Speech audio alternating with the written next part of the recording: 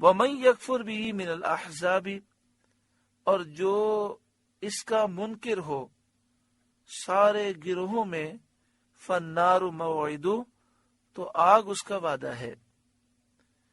یعنی چاہے کوئی بھی شخص ہو قیامت تک آنے والا جو قرآن کا منکر ہے، اس کے لیے جہنم ہے۔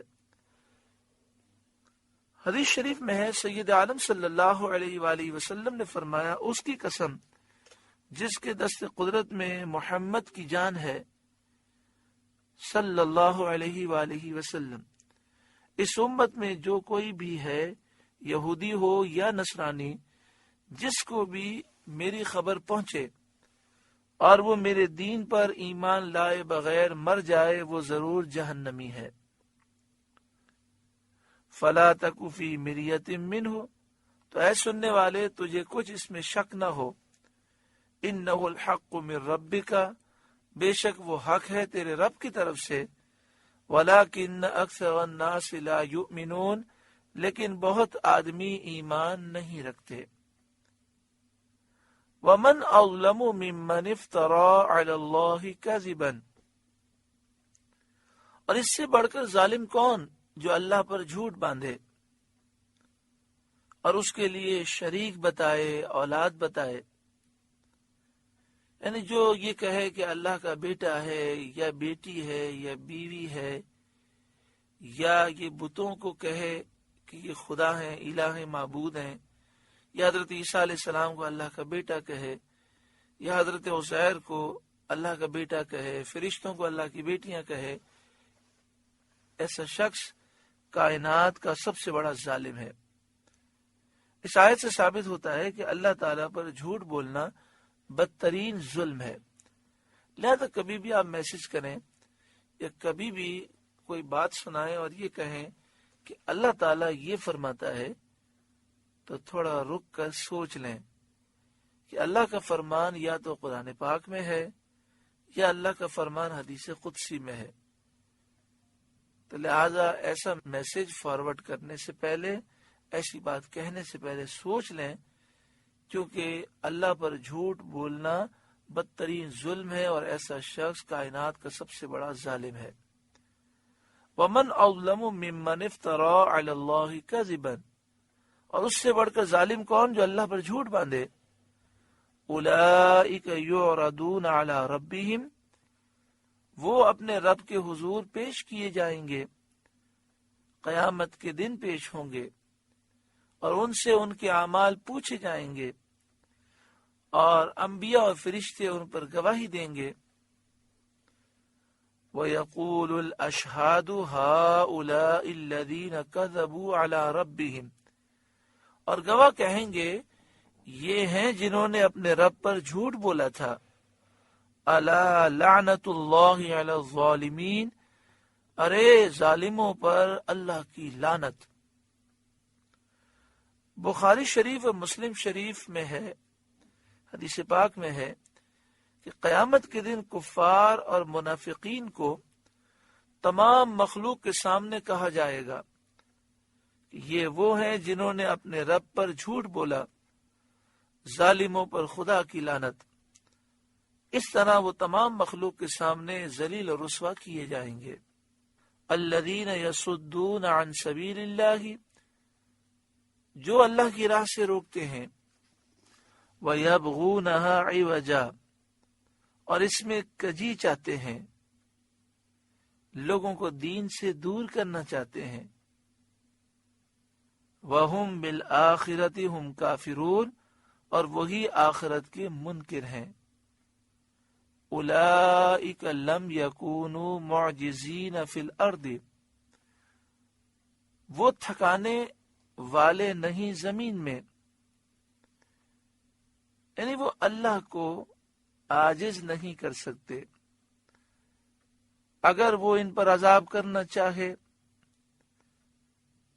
تو وہ اللہ کے عذاب کا مقابلہ نہیں کر سکتے، کیونکہ وہ اس کے قبضے اور اس کی ملک میں ہیں، نہ اس سے بھاگ سکتے ہیں نہ بچ سکتے ہیں۔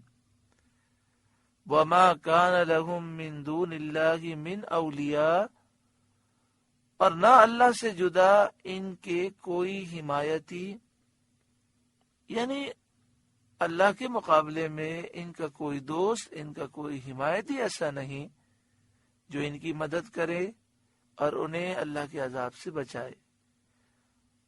یضاعف لهم العذاب، انہیں عذاب پر عذاب ہوگا، کیونکہ انہوں نے لوگوں کو اللہ کی راہ سے روکا اور ان لوگوں نے مرنے کے بعد اٹھنے کا انکار کیا اور کفر و شرک پر ان کا خاتمہ ہوا، اس لیے عذاب پر عذاب ہوگا۔ ما كانوا يستطيعون السمع وما كانوا يبصرون، وہ نہ سن سکتے تھے اور نہ دیکھتے۔ حضرت قتادہ رضی اللہ تعالی عنہ نے فرمایا کہ وہ حق سننے سے بہرے ہو گئے تو کوئی خیر کی بات سن کر نفع نہیں اٹھاتے اور نہ وہ آیات قدرت کو دیکھ کر فائدہ اٹھاتے ہیں۔ حق دیکھنے سے اندھے ہو گئے اور حق سننے سے بہرے ہو گئے، کوئی خیر کی بات دیکھ کر یا سن کر فائدہ نہیں اٹھاتے، قدرت کی نشانیاں دیکھ کر بھی انہیں کوئی عبرت حاصل نہیں ہوتی۔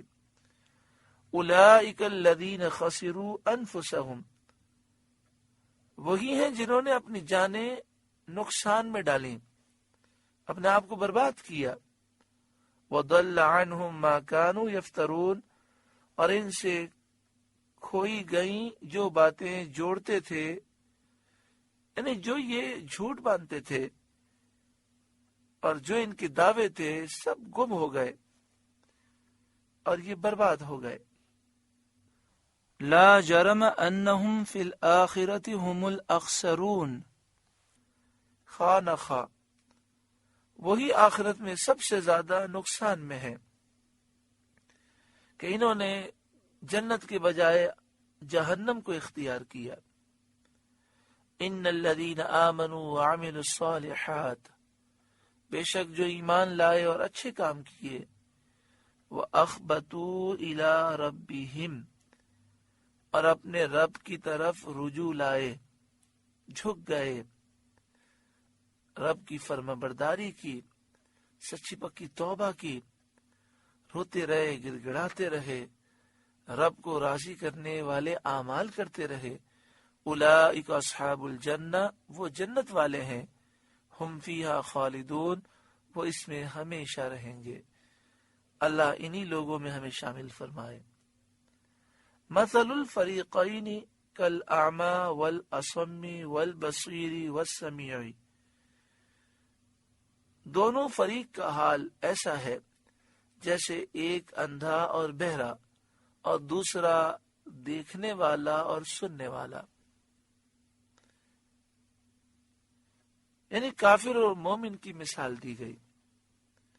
کافر اس کی مثل ہے جو نہ دیکھے نہ سنے، یہ ناقص ہے، اور مومن اس کی مثل ہے جو دیکھتا بھی ہے اور سنتا بھی ہے، وہ کامل ہے۔ مومن حق اور باطل میں امتیاز رکھتا ہے۔ هل یستویان مثلا، کیا ان دونوں کا حال ایک سا ہے؟ ہرگز ایسا نہیں۔ افلا تذکرون، تو کیا تم دھیان نہیں کرتے، نصیحت حاصل نہیں کرتے؟ اللہ تعالی ہمارے دلوں کو نرم فرمائے، ہمیں نصیحت حاصل کرنے کی توفیق عطا فرمائے۔ سورہ ہود کا دوسرا رکوع مکمل ہوا۔ اللہ رب العالمین نور قرآن پاک سے ہمیں روشن و منور فرمائے۔ آپ سے گزارش ہے کہ قرآن کے اس پیغام کو آگے پہنچا کر ثواب جاریہ حاصل کریں۔